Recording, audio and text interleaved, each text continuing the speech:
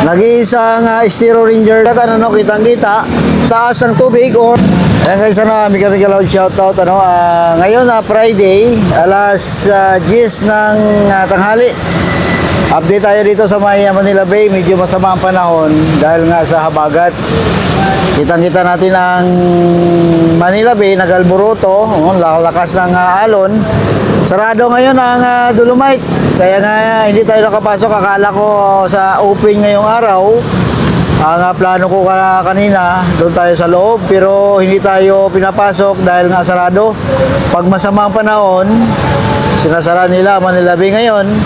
Ayan ang update ano, yung mga alon naglalakihan ngayon dahil nga sa bagat ano, masama panahon. So ilang araw na naman ito na makaramdam tayo ng sama ng panahon.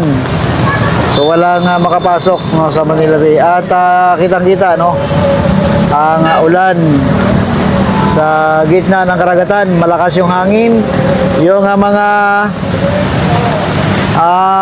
Estero Rangers natin, no? May nakita tayo isang Estero Rangers na tuloy-tuloy sa paglilinis sa Dolomite.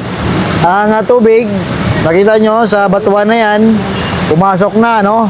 Dahil nga sa ngayong oras na ito ay high tide. Nakikita nyo naman, ang tubig ay nandyan na sa Dolomite, no? Halos yung Dolomite ay umiksi na no sa dahil nga sa high tide at saka yung buhangin ay tinulak na no ng tubig pa gilid. Dito naman ang sa unahan ano, kita natin ang mga barko no sa reclamation. Tuloy-tuloy sa pagbubuhos, rain or shine yan, wala silang tigil diyan. So yan no.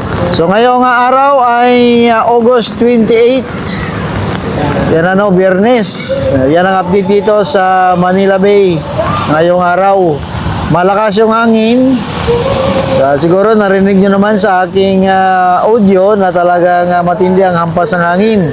May narinig din tayong nagbibideo kasi lalim. Dito naman sa Ruas Boulevard, yan naman ang sitwasyon dito.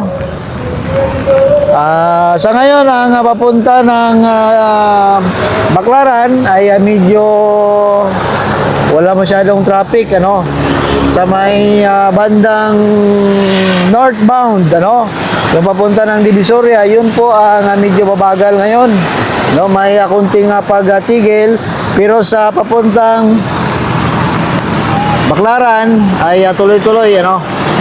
Bahagyang tumitigil lang dyan banda sa may Pedro Hill. Yan. So nakikita nyo naman, patigil-tigil ang dyan.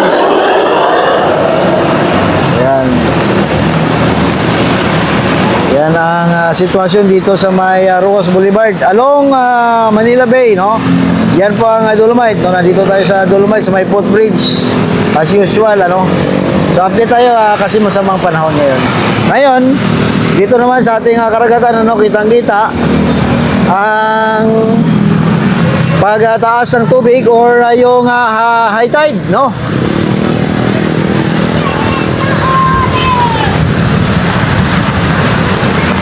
At mabuhay po yung nag-iisang Estero Rangers na tuloy-tuloy sa paglilinis no, sa may Dolomite, no?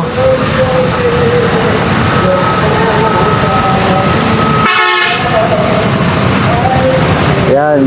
Nag-iisang Estero Rangers na naglilinis so far, ano, yan pa lang ang yan lang ang nag-iisang nakikita ko diyan. Ang oras ay alas 10, siguro yung iba nag-break time pa lang. O baka nag-merienda. So siya na lang siya muna mag-isa. So nakikita ko wala namang basura. Siguro kaninang umaga nakalinis na sila, pero kaninang umaga kasi nag-umpisa na ang ulan. So siguro na yan naman kasi ang mga yan may mga raincoat naman. So tuloy-tuloy sa paglilinis kahit na maulan. So malinis no ang karagatan, pero maya-mayang hapon sigurado puno na naman ang basura yan dahil nga sa pagbaba ng tubig naiiwan yung basura na lumulutang sa dagat. At siyempre kitang-kita naman ang itim ng kalangitan, so sigurado Ngayong araw makaranas tayo ng buong araw na naman na pag-ulan dahil nga sa hanging habagat at ulan na higop nito.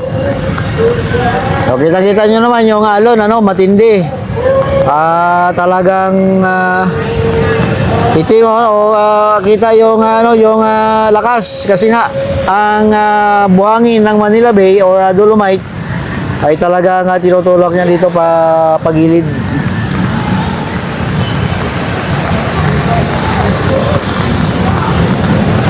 Hopefully wala ang bagyo, may low pressure pero malayo guys So wala namang bagyo, ito ay dala lang ng habagat. Kasi nga papunta na tayo sa pakapanahunan ng habagat at yan maranasan natin palagi, At asahan natin na marami pang bagyo ang darating sa ating bansa. Minsan ang bagyo dumarating mga kabuwanan ng Nobyembre, may mga bagyo na dumarating minsan Disyembre pa nga. Pero sana panalangin natin na wala masyadong maapektuhan dahil nga kawawa din naman ang mga masalanta ng bagyo. So yan po ang update dito guys sa Manila Bay, lalong-lalo na sa Dolomite. Na sa ngayon ay sarado dahil nga sa sama ng panahon. At kita nyo naman yung tubig ay nandiyan po sa loob. Sigurado kaninang umaga malakas yung alon, at yung tubig sigurado pumasok na dyan. Pero ang maganda lang ay walang basurang naiwan dahil nga natipon na, Hindi naman napabaya ang ating mga Estero Rangers dyan. Shoutout kay RLTV Vlog, yan siya rin trabaho.